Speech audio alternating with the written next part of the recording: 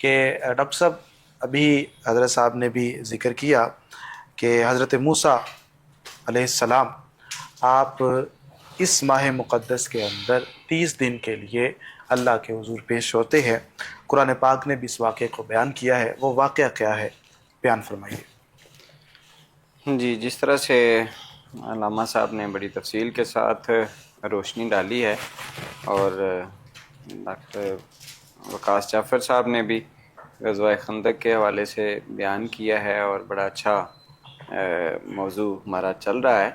تو حضرت موسیٰ علیہ السلام کو جو اللہ تعالیٰ نے اپنے قرب خاص میں رکھ کر ایک تربیت دی اور ہدایات دیں، اور پھر بنی اسرائیل کے لیے اور خاص طور پر فرعون اور اس کی قوم کی اصلاح کے لیے بھیجا ہے، تو یہ بڑا اہم ایک واقعہ ہے کہ جس کی طرف اشارہ کیا گیا ہے کہ یہ بھی زکوٰۃ کے اندر جو ہے وہ پیش آیا. بالکل.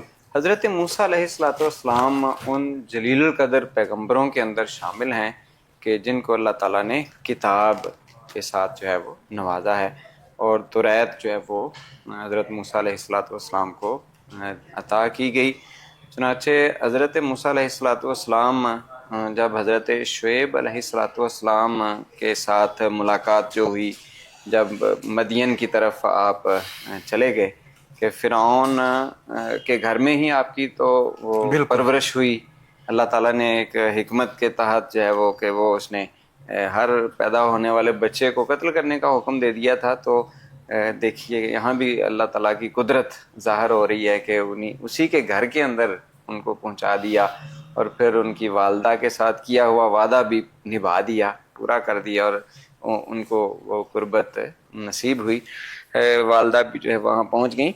تو جب حضرت موسیٰ علیہ السلام کا وہ واقعہ پیش آتا ہے کہ قبطی جو ہے وہ دو لوگ آپس میں جھگڑ رہے تھے، تو جو ظالم تھا اس کو انہوں نے روکا، اور پھر وہ باز نہیں آ رہا تھا تو اس کو ایک ہی گھونسا مارا، تو وہ قدرت الہی سے فوت ہو گیا. تو بادشاہ وہ جو فرعون تھا اس کو جب اس بات کا علم ہوا تو اس نے کہا کہ یہ تو بڑا خطرناک نوجوان ہے، اس کو جو ہے وہ قتل کرنے کا اس نے حکم دے دیا. تو پھر اللہ تعالیٰ کے حکم سے وہاں سے مدین کی طرف چلے گئے. تو پھر وہ واقعہ پیش آتا ہے وہاں پہ کہ جو دو بچیاں جو ہے وہ اپنے جانوروں کو پانی پلانے کے لیے کھڑی ہیں، انتظار کر رہی ہیں، اور لوگ جو ہیں وہ پانی پلا رہے ہیں اور ان کی باری نہیں آ رہی، تو وہ بڑھ کے ان کی مدد کرتے ہیں.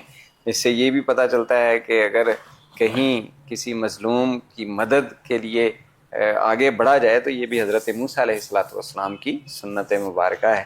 وہ جو بچڑے کو معبود بنانے والا بھی ایک واقعہ ہے. ہاں جی، وہ اس کے بعد جب یہ نبوت ملتی ہے نا، اس کے بعد کا وہ واقعہ ہے.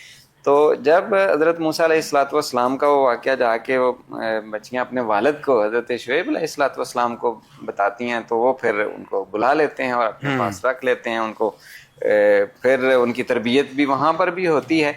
وہاں سے جب واپس جا رہے ہوتے ہیں تو وہ واقعہ نبوت عطا کیے جانے کا پیش آتا ہے.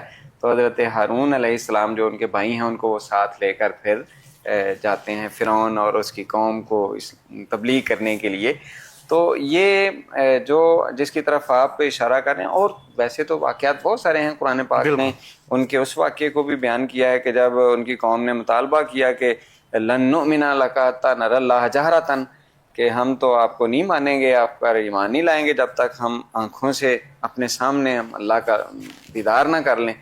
تو حضرت موسیٰ علیہ السلام نے پھر اللہ تعالیٰ سے درخواست کی اور التجا کرتے ہوئے 70 جو ہے وہ کہا جاتا ہے کہ لے کر ان کے سردار نمائندے جو ہیں وہ لے کر گئے کوہ طور پر، اور کہا رب ارنی انظر الیک. تو پھر کہا لن ترانی. وہ جو تفصیلی وہ واقعہ ہے کہ وہ جب وہ جھلک اللہ تعالیٰ کے نور کی تجلی کی اس پہاڑ پر ڈالی گئی تو خرہ موسیٰ صاعقہ، موسیٰ علیہ السلام بے ہوش ہو گئے، اور وہ 70 کے 70 لوگ جو ہے وہ سردار جو گئے ہوئے تھے وہ مر گئے، اس جھلک کو برداشت نہیں کر سکے. تو جب حضرت موسیٰ علیہ السلام ہوش میں آتے ہیں تو پھر دیکھتے ہیں کہ وہ سارے کے سارے مرے ہوئے ہیں.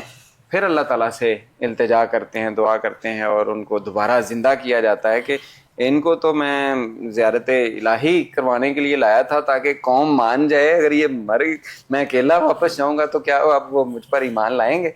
تو پھر اللہ تعالیٰ نے ان کو اپنی قدرت سے زندہ کیا. اور پھر اسی دوران جو ہے وہ ایک واقعہ وہ جس کی طرف آپ نے اشارہ کیا کہ بچھڑے کی پوجا جو ہے وہ کرنا شروع کر دیتے ہیں حضرت موسیٰ علیہ السلام کی عدم موجودگی میں. تو اسی کی وجہ سے پھر جب وہ واقعہ پیش آتا ہے جس کا ذکر سورہ بقرہ کے اندر ہے, وہ گائے کو ذبح کرنے والا, وہ بھی اسی وجہ سے حکم دیا گیا تھا. وہ کرنا اللہ تعالیٰ کے لیے کوئی مشکل تو نہیں تھا کہ ان کو بتا دیا جاتا کہ جی فلاں بندہ جو اس کا قاتل ہے اس مقتول کا.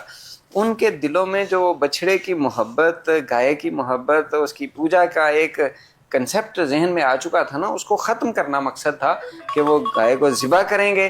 جیسے کہ اب بھی ہندوستان کے اندر اس کی بڑی جو ہے وہ بھگت کی جاتی ہے, اس کی پوجا کی جاتی ہے اور اس کو بڑا متبرک سمجھا جاتا ہے.